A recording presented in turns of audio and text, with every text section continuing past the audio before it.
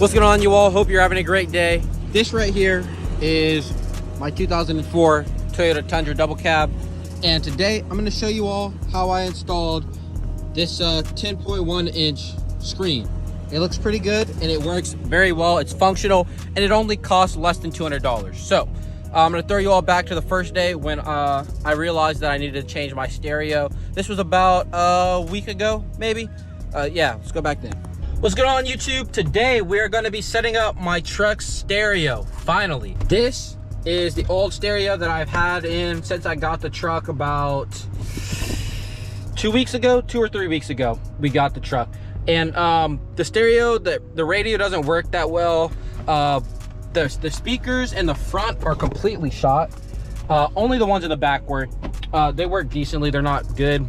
They still have some like drum to them, so we're going to be replacing those next video. But right now we need to replace this stereo, and this won't be my first time doing it. Back when I had my 2002 Tundra, which you can see right now, I replaced the stereo there. It was just a direct swap. Literally pull the unit out. I had to do some cutting on the sides, put the next unit in. It was doubled in. It worked perfectly for me. The second radio I ever changed was in my 2002 Lexus. That one was a pretty big screen, and that was like an Android Auto, so it basically functioned as a tablet in the car, so I could watch Netflix, YouTube, that kind of stuff. This one that we're doing today is a little different. This is the Carpoid, something like that, HDI 10.1. This is not a direct swap, so I think it has an extender, so it'll come out a little bit, but this is 10.1 inches. This is not a 10.1 inch space. I think it's something like six or five or six, something like that, in that space, and so it's not a direct swap at all.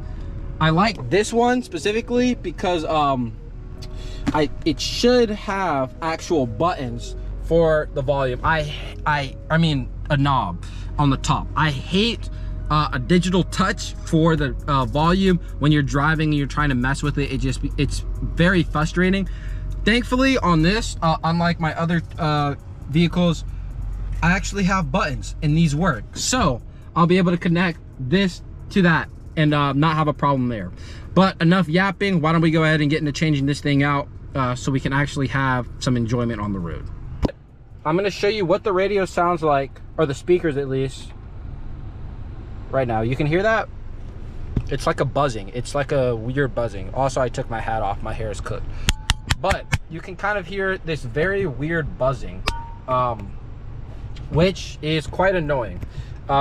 So here is what's going to solve all of our problems, preferably.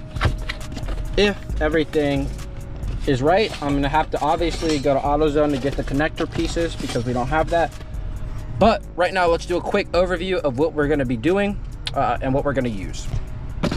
So these are the brackets. Those are going to go in there, and that's what's going to hold the radio in place. Then we've got the backup camera. I will actually set this one up. In the last one I didn't, or in my last stereo I didn't set this up because I honestly don't use backup cameras that much. Then we have wires. This is what's going to connect, instead of cutting our factory harness mounts, we're just going to go to AutoZone, buy the wire connectors, and then all we're going to have to do is just connect these wires. I'm going to get some electrical tape, solve that quickly. These are the screws, I believe, which is going to hold the radio in place. I'm not sure what this wire is. This, I don't think, was in the last one. It's been like 2 years since I've changed the radio, but I don't think this was in any of the ones I had, so we'll put that to the side. This is just to remove plastic trimming. And then the meat and potatoes of the setup. All right, the meat and potatoes actually of this whole thing. This unit right here, this thick, chunky 10-inch unit. And this is the indent I was talking about. There's like a little indent right here, which is going to allow it to preferably, boom, radio's in there, and then it's going to stick out and hopefully cover this gap. That way I don't have to cut anything. Fingers crossed. If we do have to cut anything, it's not going to be the end of the world. Instructions, we'll take a look at that. That's everything. Now, while I go ahead and pull apart the trimming that is on this truck, I'm gonna go ahead and explain something I didn't understand when I was first putting this together. The 2004, or any of the double cabs really, are different than the Access and the single cabs. The amps and the Access and the single cabs are inside of this trimming piece that you're seeing me pull apart, whereas in the double cabs, it is behind the back seat. And so you have to take apart the back seat when you're going to do that. Also, you're not able to use, with the double cabs, the stock wiring harnesses that the company sends you and that you can purchase at AutoZone. If you're using the Access cab and the single cab, you can use those wiring harnesses that you can easily purchase. But for the double cabs, you have to order this part online. It should be in the description. I don't remember what it was called. And that's going to allow you to plug into your factory harness or your factory amp that is in the back behind your seats and go up into the stereo. I'm not going to show the part of me like not understanding that whole portion, because I feel like it could be quite confusing if you don't understand what you're doing with your install. So I'm just going to jump directly from taking this trimming apart to when I ordered the wiring harness that you do need to install. Look at you, ladies and gentlemen, the package has come. I went ahead and opened it because I was impatient, but we do have all the wires that we need to go ahead and get this connected up pretty simply. All we're gonna do, pop her open. And we have a plethora of wires. This is actually pretty heavy in and of itself, but this should allow us to connect directly into that factory harness. Okay, so after looking on multiple forums, it would appear that you cannot just route, for whatever reason, unless you go ahead and chop up your wires. You cannot route directly from here. You have to bypass your amp. So I had to find the amp, which is all the way back here. Behind your panel, it's literally just two pop pins. Where is it at? Two pop pins like that. Pop them out, pull this out, and your amp will be sitting right here. And this wires directly bypassing your amp. So we're gonna go ahead and connect these wires, and I'm just gonna test and make sure it works. I'm still trying to figure out exactly what this routes to, but once we figure all that out, I'll come back and explain everything and show you the entire process. So thankfully, this is gonna be pretty simple to explain. So behind this is your amp.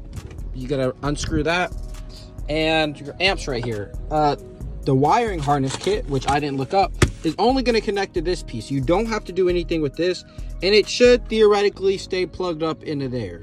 I cut the wires because I thought that's what I was going to have to use these for the ground, the ACC power, and the battery connection. You don't actually have to do that. That is instead through that portion. But we connect this to this, and all these extra pieces I don't need, so we're gonna remove those. And you're gonna have to route the wire through the side, and it's gonna come into here. Then you're gonna have to connect it to your stereo right here using this. This is for all your speakers. This is making sure your left, right, and rear speakers are working. This is your battery connection. This is gonna plug into one of the wires that is here, and you're just going to connect that simply like that. Each wire corresponds, connected into there, and then it will work. That will connect into your stereo. So that's how you make sure it works. It's powered on. So now all we have to do is do cable management, manage these cables. We're going to bring them down through the floorboards right here, up through this piece, around, and then finally back into here. Should be some pretty simple cable management. So I'm gonna do that. I'm gonna go ahead and install this. This is the 10.1 inch screen. So it is on, it's quite big. It's gonna be larger than that. Thankfully, it does have a poke out section. So it's gonna sit like this and poke out some. That way, the whole screen will be visible.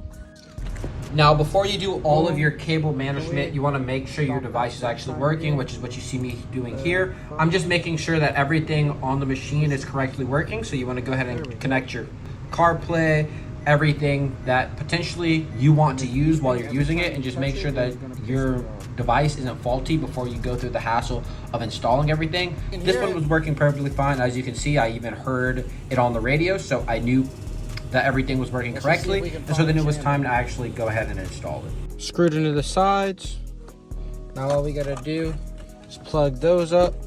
Then we're gonna sit it just like that, right in there, and take these and socket it right through there, and we'll be attached. Pushed on. It's stuck in there and it's good. Let me make sure these will fit. They do. Now we can go ahead and screw everything back in. All right, everything's connected and in. Now it's time to get the key. There we go. Grab the old key and make sure it works. Moment of truth. There we go. Let's go ahead and wait for it to turn on all the way. But yeah, that's how you install a 10.1 inch, I believe it is. Yep, that's how you install a 10.1 inch double DIN radio. And I mean, honestly, it looks pretty clean. From the side, you can tell a bit that it is a specialized install. But when you're sitting in the driver's seat, I cannot see any of that. And I still have complete control of my air ducts, which I thought I was gonna have to cut like this section, but the piece actually fits in all of the way, and there's no issues there. You all heard the stereo. Everything sounds good and works amazing, and I still have complete control over all my climate pieces. Perfect. Yep, next thing we're gonna be doing to this vehicle is fixing the four-wheel drive, which is currently out. Fix that four-wheel drive, and then we're going to be working on getting this check engine light turned off. We want this thing to be in tip-top shape. But yeah, that's the end of today's video. We really got a nice 10.1 inch car stereo with Apple CarPlay, Android Auto, mirrorless. It's got all the, you know, the new car things that you may want in an older vehicle with this nice black interior. So yeah, hope you all enjoyed the video. Catch you on the next one. Peace.